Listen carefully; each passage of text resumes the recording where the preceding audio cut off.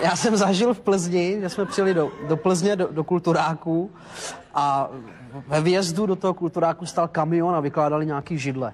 A já říkám kolegovi, hele, já se zeptám schválně plzeňsky, jo. Jsem stáhnul okno a říkám, já tady budu již dlouho s tím. A on říká, ještě tak hodinu. A říkám, já potřebuju tam, ale...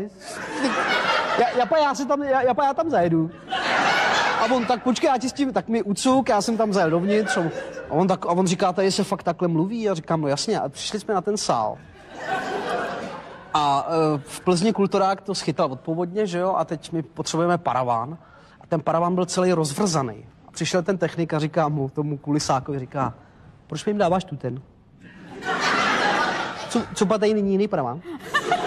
A on mu řekl, no tu ten je poslední po těch povodních. Ne, on říká, po těch povodních tu ty je poslední paraván.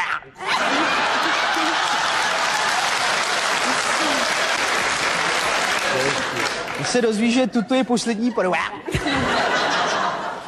Pak jsem tady nakupoval někde kousek a taky jsem se nemáte 20 korun? Říkám, nemám. Já mám tý samý drubák. A prej nejhorší věta, nebo dialog, který se dá schytat buď v Plzni, nebo tady na Chodsku, tak je otázka. Paní, prosím vás. Máte mák? A paní řekne, mák? Nemám.